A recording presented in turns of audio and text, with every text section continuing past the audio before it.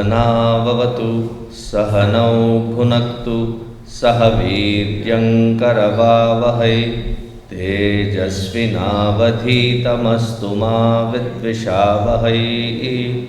ॐ शान्ति शान्ति शान्तिः। गुरुर्ब्रह्मा गुरुर्विष्णुः गुरुर्देवो महेश्वरः गुरुरेव परं ब्रह्म तस्मै श्री गुरवे नमः। तस्मै श्री गुरवे नमः।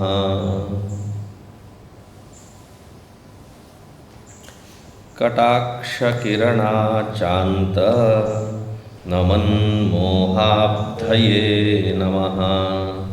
अनन्तानन्दकृष्णाय जगन्मङ्गलमूर्तये।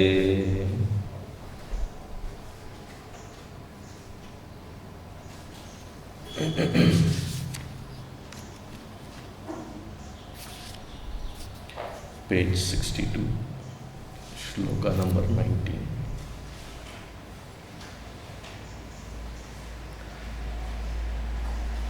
jaḍājaḍavibhāgo'yam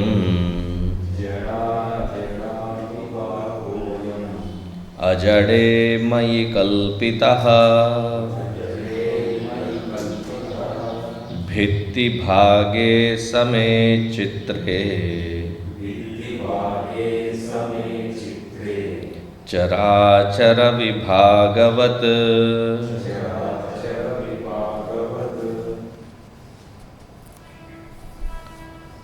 So now there is a newer thought that is brought in, wherein the question that can arise when we are evaluating and trying to understand that when the Brahma Tattva is Chaitanya Swarupa, how can that Chaitanya Swarupa project both Jada and Ajada, that which is with Chaitanya and without Chaitanya?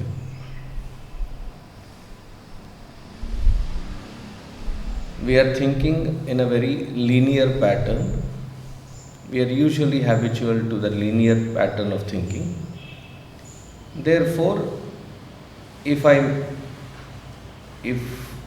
the material is of a certain nature, the product will be of the similar nature. Right?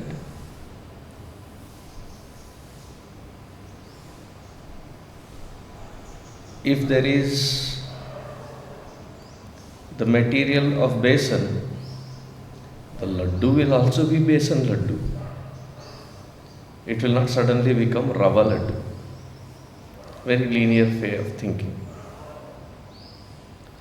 So if it is Brahma Chaitanya, conscious principle, how can it project both that which is sentient and insentient?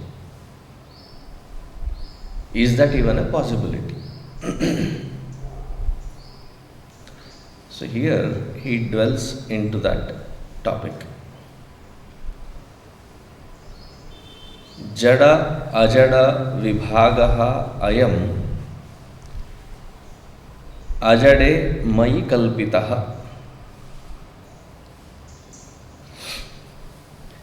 The division of vibhāgaha, the division of the conscious and, meaning the sentient, jada, ajada, and the insentient, that which is inert in nature.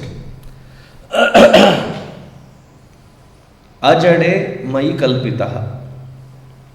Ajade, in the conscious principle, the Atma Chaitanya, kalpitaḥ. Kalpitaḥ, it is visualized. when I go into the sleep mode,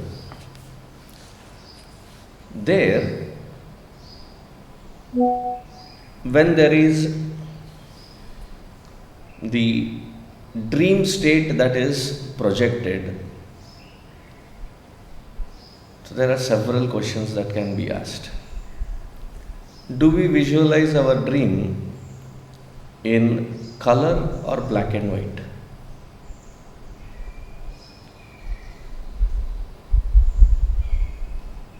It's color. Multicolor. Not just 8K or 12K. It's million K. Very clear.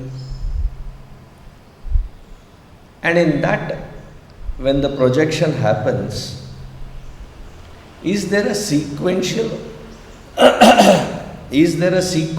order to it? That first there was a Big Bang, and after the Big Bang,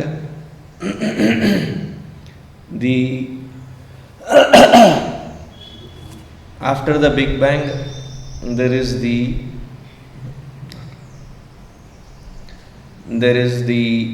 planetary positioning where it is nicely located for a climatic condition where the weather is beautiful, it's neither hot nor cold. Then there is unicellular, and the unicellular becomes multicellular, and the multicellular then develops into first the aquatic, then there is the thing that functions on the land, then the air. Is there a sequential order to it? That there is first ajada, jada, and then ajada takes over? Or is it all simultaneously popping up? There is no sequential order to it. First aspect. Second is, in that which is popping up, there are buildings, there is road, there is mountains, there are rivers, whatever be the dream pattern. See, if there is a diabetic person, what would their dream be? Right? It will be that which is being controlled in the waking world. There is suppressed vasanas. They will freak out in the dream.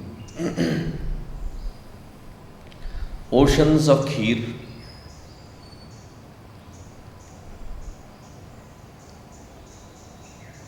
and then sands of halwa,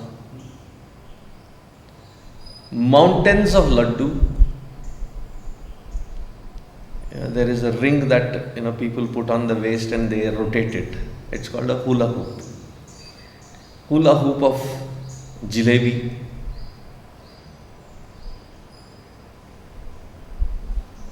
That is what they will project. So whatever is our vasanas, whatever is our impressions, we project. And in that projection there is all aspects of it. It is a thriller. The dream projection is quite thrilling.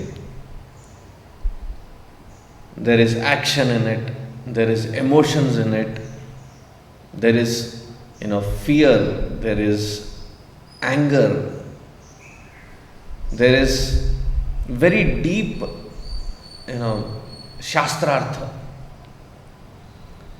So when people come to ask, Swamiji, this is what I dreamed today. When I woke up in the morning, I had this dream.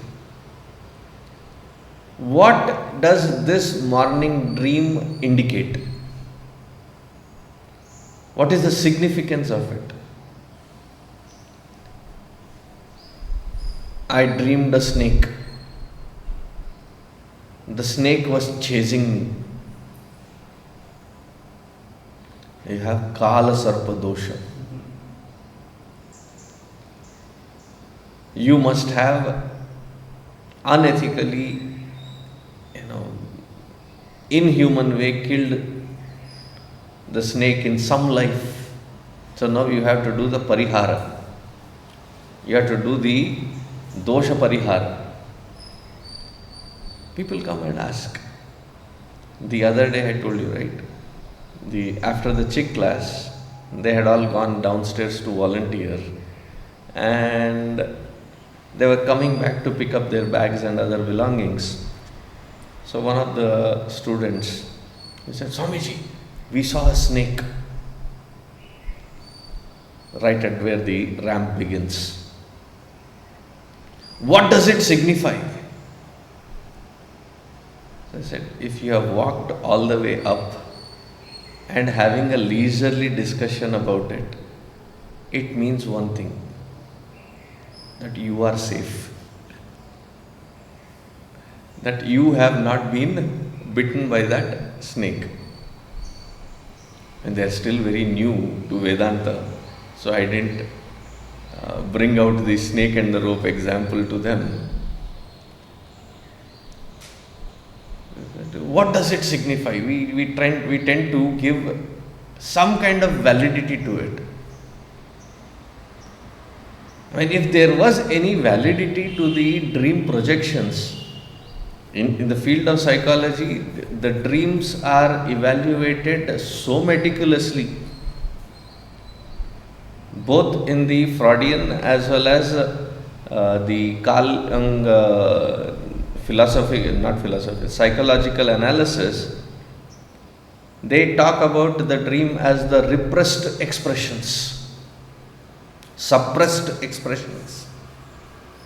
So there is some validity to it.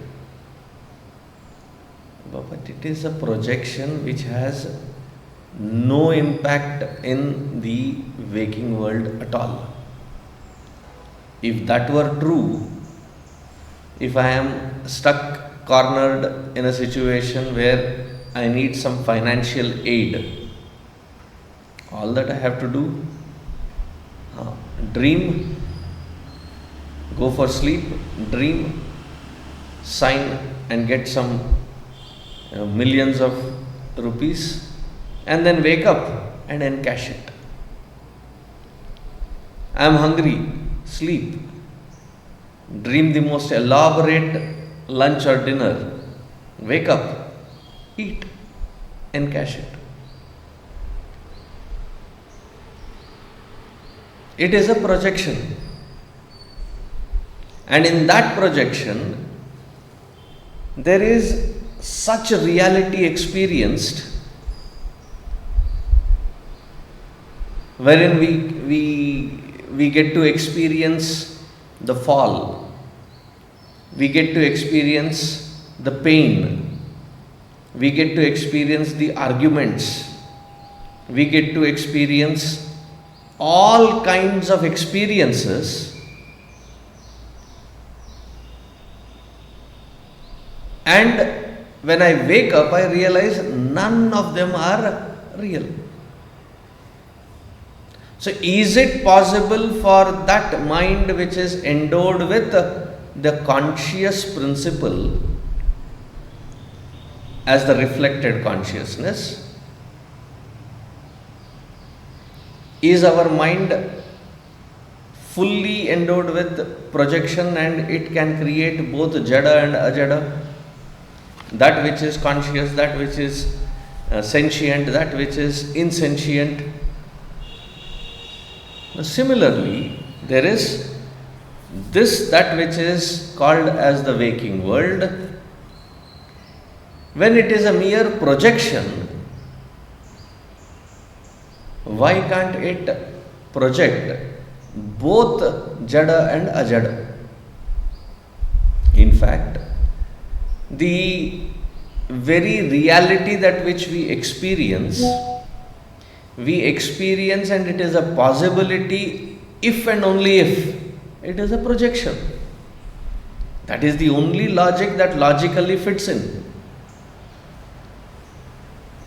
No other way it can be a possibility. Then taking that reality to be a factual experience, we start trying to create sequencing. Yesterday I was speaking to the crowd at the Jnana Yajna about Avatar. So in that Avatar, I said, what is the first Avatar? And invariably, it is such saddening experience that we who claim ourselves as Hindu, the basic Avatar, I am not talking of philosophical details and the intricacies, just the basic details. Which is the first avatar of Sri Mahavishnu? Matsya, somebody said Kurma. These are all 60, 70-year-olds that have been born, brought up, grown in Bharata as Hindu, and we have not paid attention even a little bit. It's like a sudden prick, very deep burning prick that happens whenever I ask that question. It is like I'm setting myself up for disappointment. And I said, no, it is Varaha Avatar. That's why it is called Adi Varaha Avatar. Adi meaning the first. And then I went on with the rest of the topic. Then Vishnu, after Vishnu's avatars details, then I went into Shiva avatar details, because Hanumanji is Shiva avatar. After going through that, after the class was done, there was 5-6 people, they came. But sequentially it sounds like it is the right order if it starts with Matsya Avatara. I said, bhai, tumhara sequence tumko mubarak. Just because you want to fit it into some sequence that you think is sequential, neither you nor I have the authority to change the sequence, because whatever has happened is what I am telling. Yes, if you have a wish list that in the next creation it should start with Matsya Avatara, so be it. And most of us who fall prey to that kind of a logic is because we have bought into the Darwinian evolution. In that Darwinian theory, not theory, it is just a hypothesis. The reason I call it hypothesis is, if it is proven beyond doubt, that's when it can be called as a theory. Until then, it is just a speculative idea. Speculative idea is called a hypothesis. So it is a hypothesis. In that hypothesis, it says there is first the aquatic, and the aquatic came over to the land, muddy, murky, and from there, they lost their fins, they lost their other things, then they became limbed ones, meaning hands, legs, distinction was there. Then they started running on their four. Then they could see that it is more efficient to balance yourself on two limbs, and then they had a tail to support them, swing from one tree to the other.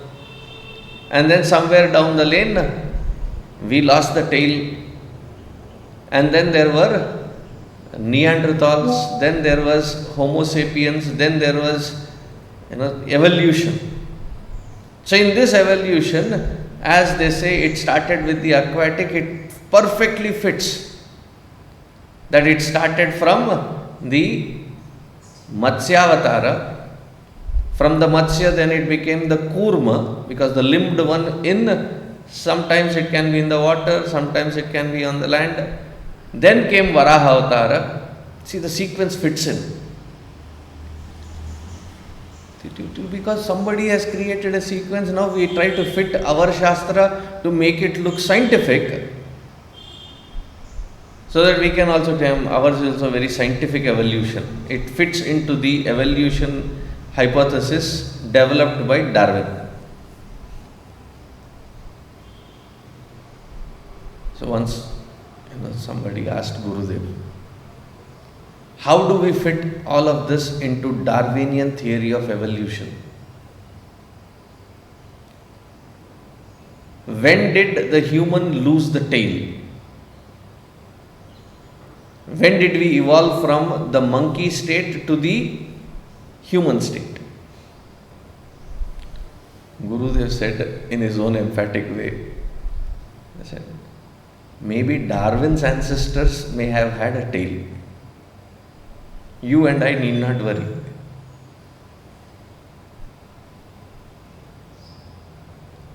That process of evolution very humorously just negated.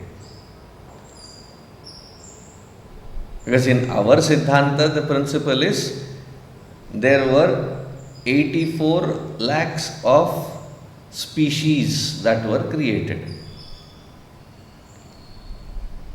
Yonia. That many kind of varieties.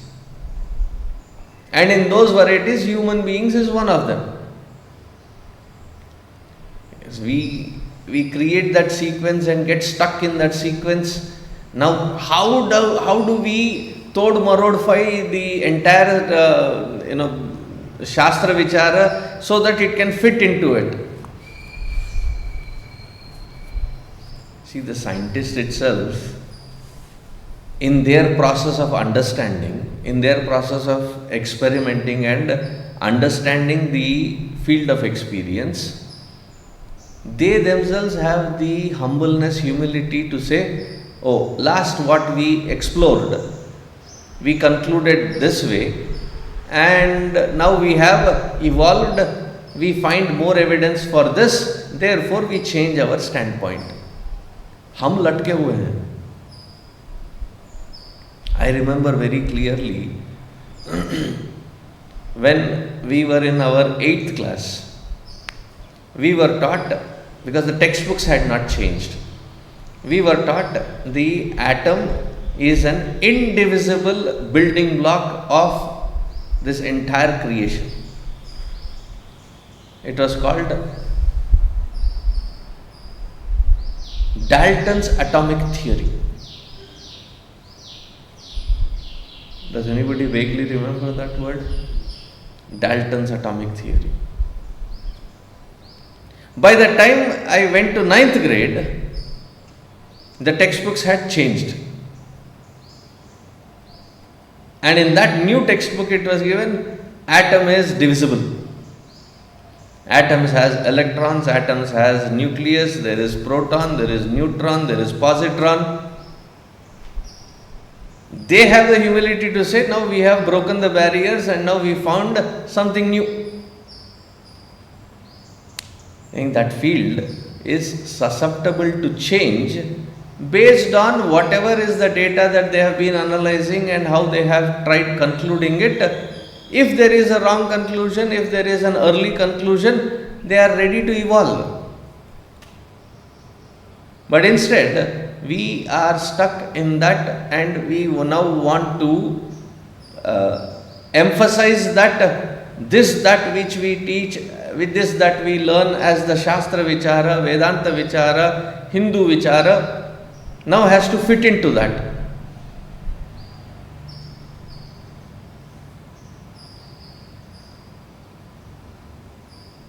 What we are bogged down with that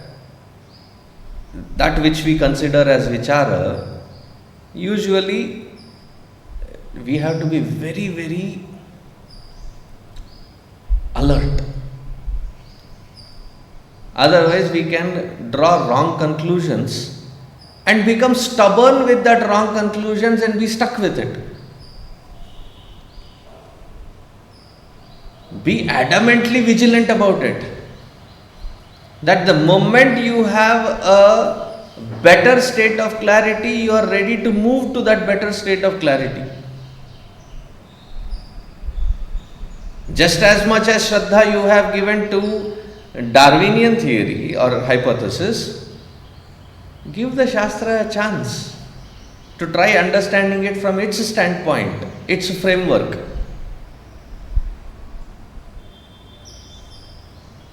Now the framework that they are trying to build or that they are trying to convey, they are not even trying to convince, they are trying to convey. It is for us to make it. Once Swami Subodhananji said something beautiful. He said, somebody was very insistingly stuck in some framework. He said, भैया मैं जवाब दे सकता हूँ, पर उसे उत्तर बनाना तुमको पड़ेगा. So after that whole thing went off. Swami ji, जवाब और उत्तर तो दोनों पर्यायवाची हैं. They are synonyms. Why did you say that? So he said, Jawab is an answer which I have given. But to transcend the barriers and to find that conviction in that logic, that is when it becomes Uttara. Then he explained the word Uttara, Uttarati. That which helps us to transcend the existing barrier to a newer state of clarity. Here they are not even trying to convince, they are just conveying it. The processing that which we have to do so that that conviction is born is based on our clarity.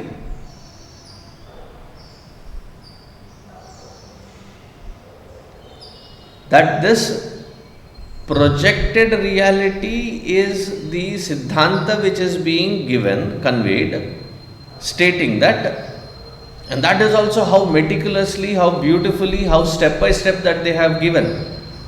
Where did they begin? They start saying that all that which you see, and none of it which they have given step by step is wrong or in a make-believe system. Every child has the question. I also had the question. I asked, why does it rain?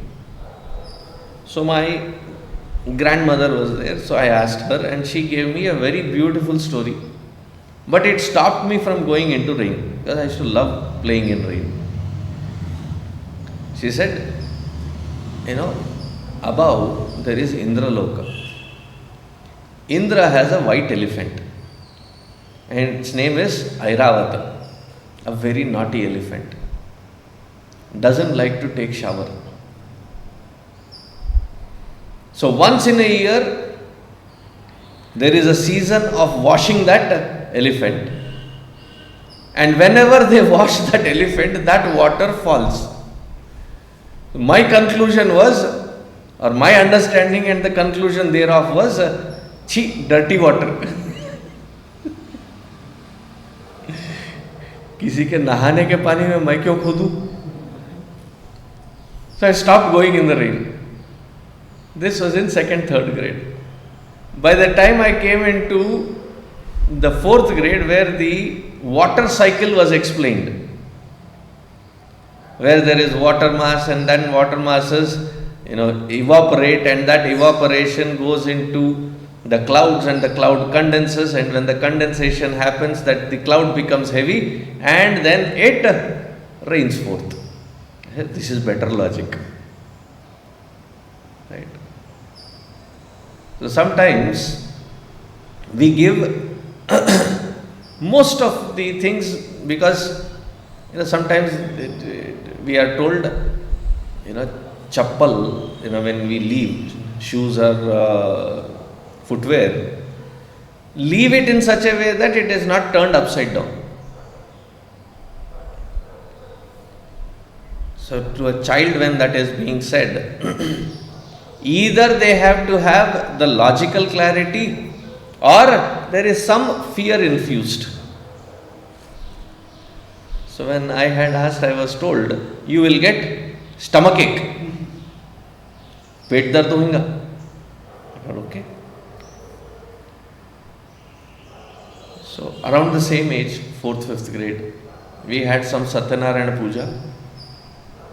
Usually we are, tied down in front of the altar to do puja. That day it was the parents that were doing, and we were asked to do the other, different responsibilities. So I had some time. My job was to invite people and seat them properly so that it is not congested. There were about 40-50 people. So after a while, people trickling in stopped. So I had a lot of time on hand. Then I said, this is a beautiful platform for me to experiment. What my dadi says, is it true or not? Why? I have about 40-50 samples to experiment on. Sabke jute. All those who had come, I turned it upside down. Both. And when they were leaving, there was such a chaos. Because you can recognize your shoes from the top, not from the bottom. Oh, ye padi mere ko maar. My thing was, you say that the chappal, when it turns upside down, you get stomachache, is for that age group wherein logic doesn't get in. So at least put some kind of shraddha born out of fear. Then I realized this is all not logical. Then later I understood myself that these are,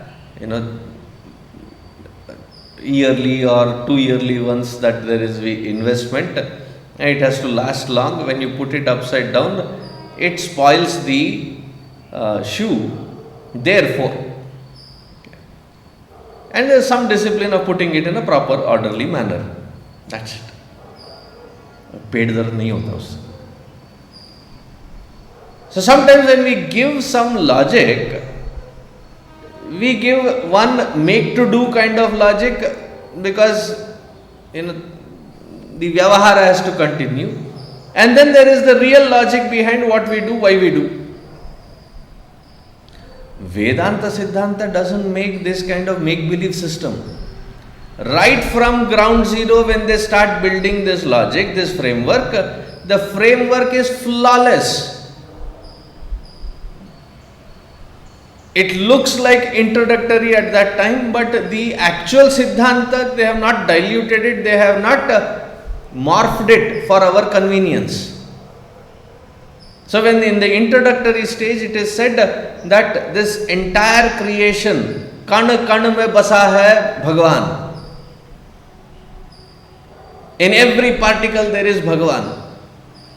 Therefore respect everything. You should not be callous with anything or being in the world. Why? They said Vishwam. That is the name of Bhagavan Vishnu. Meaning that Bhagavan is verily the one that is seen, experienced. Where is Bhagavan? They say, where is not Bhagavan? Because everything is Bhagavan. This is the concept given. Now to this idea or the thing conveyed that it is a projection. When you say that kan kan mein basa hai Ram, it fits in the projection aspect also. How? Where is the projection? There has to be some substratum on which the projection has to happen. In every aspect of the projection, the substratum permeates. Therefore, kan kan mein basa hai Ram is equally fitting, though it was an introductory step. That in every particle, in every being, there is nothing but that Paramatma alone. Right? The projection is happening onto that substratum. So in the projection, in and through the projection, where is not Bhagavan? Even the realized one, we have seen how respectfully they treat the entire creation. They do not dismiss it of saying that, projection, get lost. There is no niradhara bhava anywhere. Why?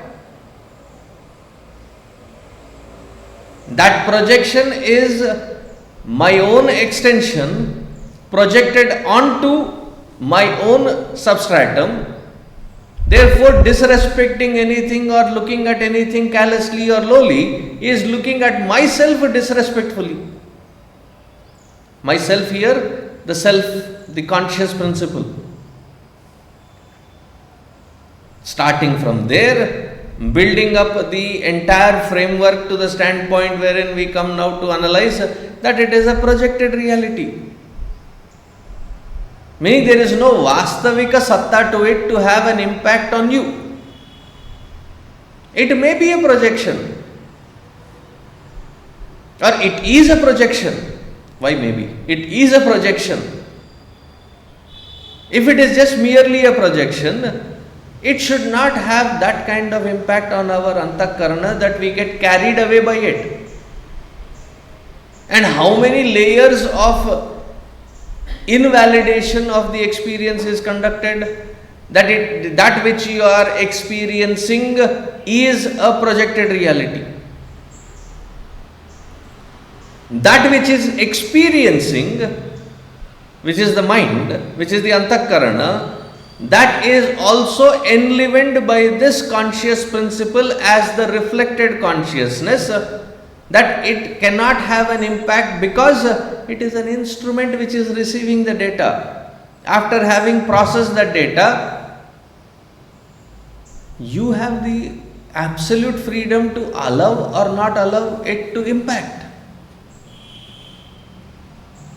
See how many layers have been there to prove that there is no possibility that can have that kind of a devastating trauma on us.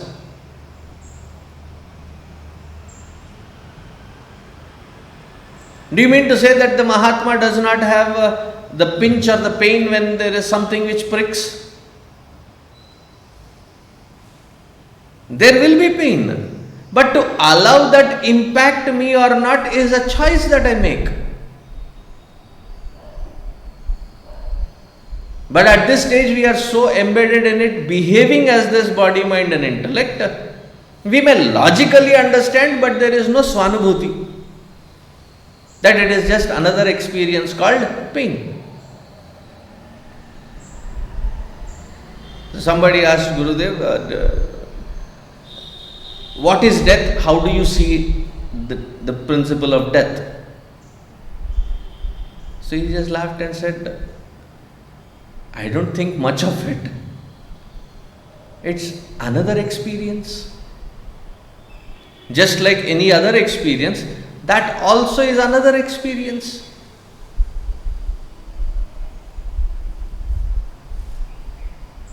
He is not trivializing it, he is not saying that it doesn't happen. It happens to the body.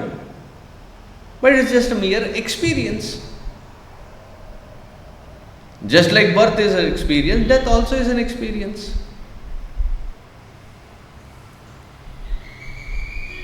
So the entire field that which we have as experience has the validity that it is what we see only if it is a projected reality. Therefore, in that projection there can be jada and ajada. And what is the distinction? There is that which is enlivened by this conscious principle as the reflected consciousness, and there are those where there is no reflected consciousness. Thankfully. Now my imagination goes wild. If there was that where we are sitting, it will first have an agreement with us. कितने देर बैठोगे? How long is this class? 1 घंटा, चलो बैठ जाओ. As soon as that class is done, you will be like thrown off.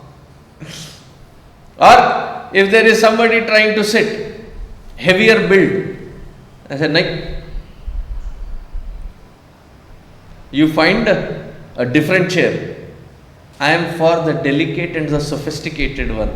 The chair doesn't say anything. Or suddenly after listening to the Vedanta class, it doesn't, clap. Kya badhiya tha. Or fall to sleep. Kya bekar tha. Or the food that is on the table, you are about to eat, and the food now rejects your mouth. I don't want to get into it. I don't want to be chewed. And as you are trying it, it runs away.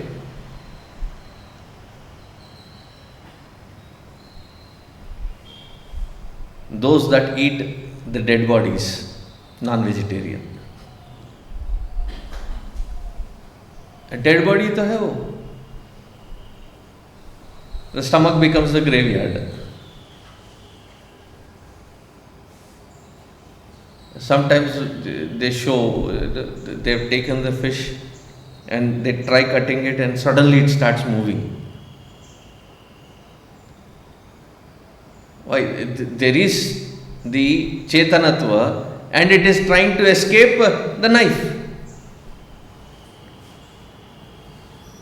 Isn't it? जो हलाल करते हैं, do you think the animals don't recognize that I am going to be slaughtered now? The pitiful, painful cries that they make. They are trying to escape.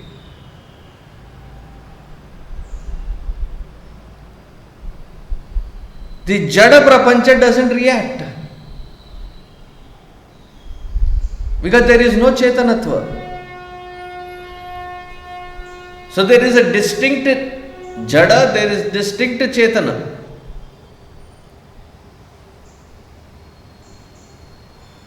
That which does not act, react, respond. And that which act, reacts, responds. There is a distinct clarity. But that distinct clarity which we have wrongly assumed as reality and factuality, just like the dream that has been projected, is also an extended projection only. Projection of this Atma Chaitanya alone. Now functioning in that world which is now a projection of my own self.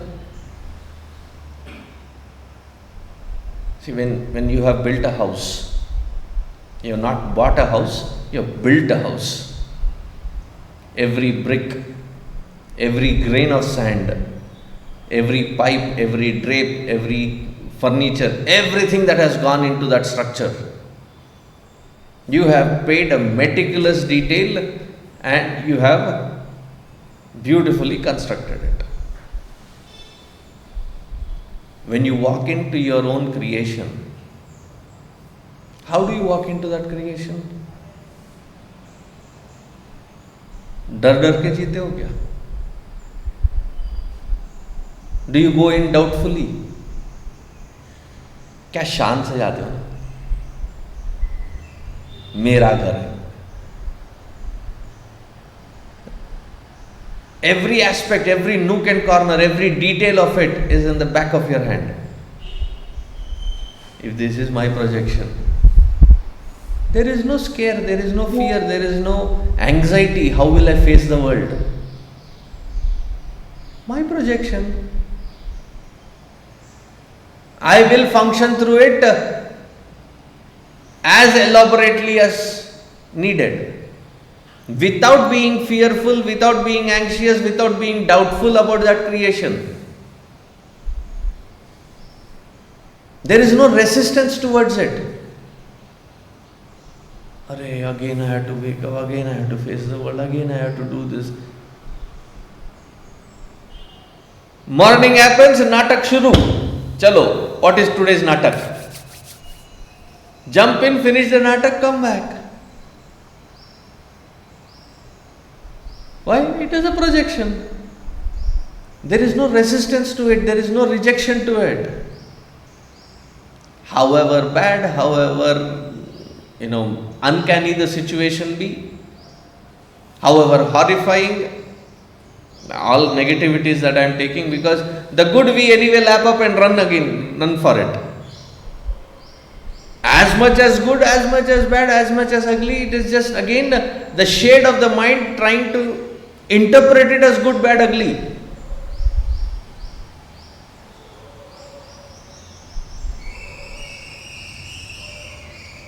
See,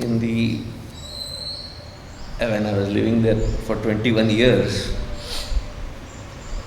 the grass has to be mowed every week. Otherwise, the neighbors will start complaining. So you have to maintain it to that inch level, meticulous. There are some plants which are around the home. They are called evergreens. Whichever weather, whichever climate, it will stay green. But then every week that fellow comes and trims it to a certain size, certain height, certain thing. Otherwise, it starts looking ugly. The good, the bad, the ugly. And that ugly has to be trimmed so that it looks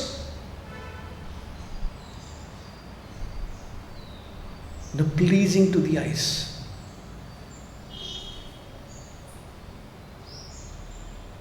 Now, poor plant, it is branching out. And what do? We cut, we trim, we make it shapely. Why? It has to be pleasing to me. Thank goodness, there is no other higher in the hierarchy than the human. Otherwise, one day we come, तेरा sir कहाँ गया? पता नहीं, उसने काट दिया. Why? For him it was not pleasing. What happened to your fingers? Kachak.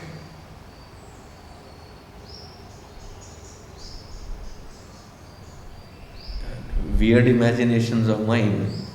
The point that I am trying to make, the prapancha, along with its whatever we have assumed as good, bad, ugly, is just a shade of the mind.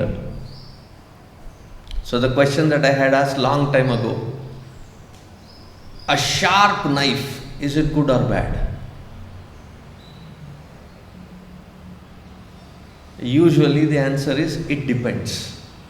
The moment you say it depends, you have changed my question paper itself. Because when you say it depends, you are talking about the intent and the intention of that individual who is using it. My question was not about the intent. The knife itself is neither good nor bad. Goodness and badness is the projection of my own mind, my own intention. It is just a vastu. It does not have good or bad. Therefore, in our Vedanta, when we say it is neither good or bad, it is a projection of that Ishvara, therefore it is divine.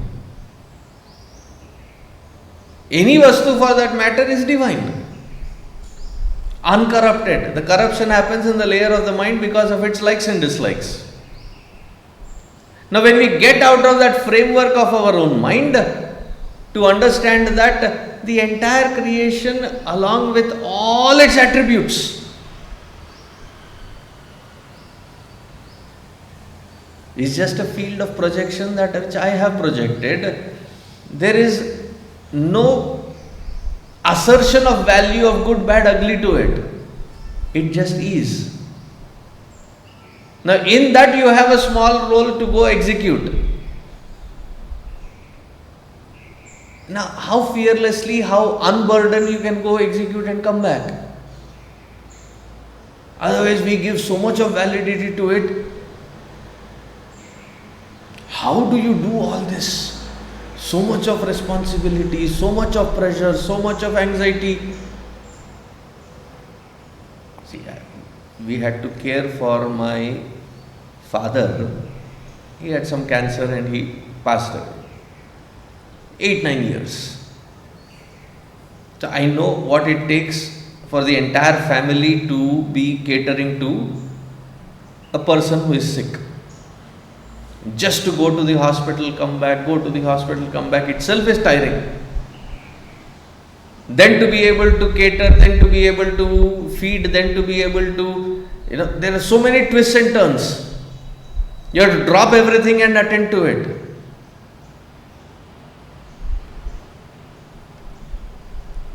Now, whether it is that kind of labor intense, emotion intense situation, or a happy jolly kind of, whatever it is just a role that I am playing. Roll along. Go play your role, come back. Why?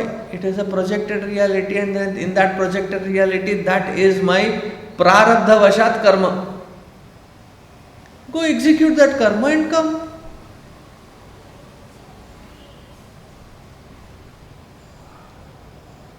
And why has it opened up as your field of responsibility? Because that is the prarabdha that has unfolded. There is no two ways about it. The only way out of it is through it. If you are not, sensible enough to go through it, it will drag you through it. Now, when we understand the inevitability of it, how flawlessly and free-mindedly we can go through it, catering to every aspect of it, that it does not become another prarabdha or a seed for another prarabdha. That means there is no sanchita or agami there. Without that sanchita and agami karma created, you execute yourself into that particular field, fulfill that. There is no kartrutva nor bhoktrutva required. See, how many times has it not happened in our life where I have acted purely on the merit of act. Probably we don't even recognize that was just a mere act. Supposing you are waiting in a line, a person or two in front of you while fidgeting with their things that they have to submit or forms and other things, they're pulling out of their bag, their wallet falls down. You just tap on their shoulder, hey, your wallet. That fellow is thankful. You have just performed an act. Were you expecting that because it was wallet, it was valuable, therefore now he is going to pull out a 200 rupee and then give you and say thank you? Or that your act of genuineness was being recorded remotely by someone and then that was posted on the social media and you become viral and you are waiting eagerly for it? Is there any such intent?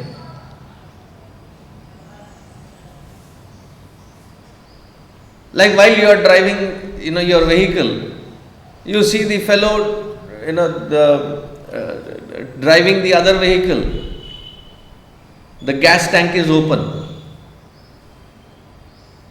It happens. They must have forgotten. The gas tank is open. You go out of your way, tap on the gas. The petrol thing is open. Then he pulls out and says, thank you. Were you waiting for some kind of, no, it is genuine act that was done. These school children, they are running here and there. As you are walking down, the school children playing, one of them fell. You immediately rush? Or do you check and see, Mera beta nahi hai. Gira to gira, and you walk away. You rush, pick that kid up, dust them off, check if there is something. Say, beta, dhyan se khelo. And then you move on. Were you waiting for the entire school congregation to turn around and say, What seva? There is no anticipation there. We perform acts, and there have been instances wherein it was no bhoktrutva involved, and there was no intent of kartrutva either. There was no planning, there was no intent, there was no premeditation that you are eagerly waiting that on the parapet wall, ab kaun girega? Are koi giro, mere ko acha kaam karna hai. No, it happened and you responded to it aptly. There is neither kartrutva nor bhoktrutva. So it is humanly possible, it is with ease it happens that you can perform an act without kartrutva or bhoktrutva, without that identity blocking you. We have done it so many times. All that we have to do is extend it while facing that prarabdha. But we get carried away. We get carried away with our intentions, anticipations, likes and dislikes, soaked in that likes and dislikes. Thereby I want something, I don't want something. But just understand, whether you want or not, your prarabdha will keep unfolding itself. And it is a part of the projected reality. As it unfolds, whatever comes onto your plate,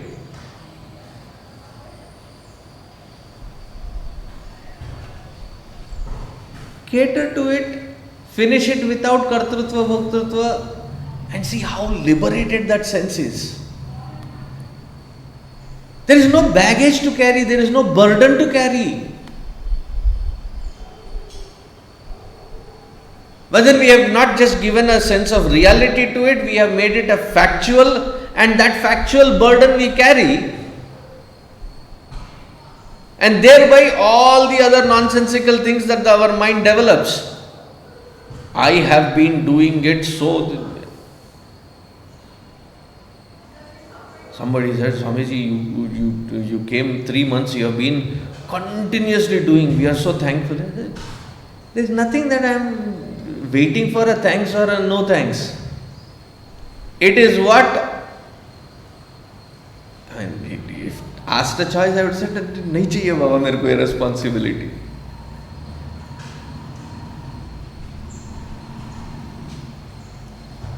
I thought I had, very consciously gotten off the responsibility in Dallas. Now in a village, aaram se chal raha hai. This responsibility comes. Now the resistance to it is only, you will be dragged through it. Yes, come, do whatever needs to be done flawlessly, with complete intent of fulfilling that responsibility, neither kartrutva nor bhoktrutva. Why? It is a projected reality. ठीक है. What are we resisting? That which I have triggered it to become my experience. Not just the good. Good, bad, ugly, horrifying, disgusting, all kinds of experiences. There is no selection there that this has to be only this way. Now once that is understood, we see that jada, ajada, all of it is just a figment of projection. And that figment of projection which I cannot deny, reject, avoid. Now once you understand it, it's like walking in the park. It is that effortless. But then we are endowed with so much of scheming. If I do this, if I use it, then I'll have this kind of a spotlight, I'll have this kind of a power. कहाँ पे लटके हुए हैं? Comes, it comes, it do what is to be justified, it will be done. I'm talking about this Siddhanta to be applied in day-to-day life. when understood as a projected reality. And Gurudev says one beautiful thing. I don't know why I am remembering Gurudev so much in today's talk. He said, be like the mirror. It accepts nothing. It rejects nothing. Reflects everything. Therefore, he says it is called darpana. That where there is no darpa, pride or ego, absent of it. Accept everything, reject nothing, reflect everything. Why? It is just a mere reflection, it is just a mere projection. We'll stop here. Om Sarve Bhavantu Sukhinah Sarve Santu Niramayaha Sarve Bhadrani Pashyantu Ma Kaschid Dukkha Bhag Bhavet Asato Ma Satgamaya Tamaso Ma Jyotirgamaya Mrityorma Amrutangamaya Om Purnamadah Purnamidam Purnat Purnamudachyate Purnasya Purnamadaya Purnameva Vasishyate Om Shant Shant Shanti Hari Om Shri Gurubhyo Namaha Hari Om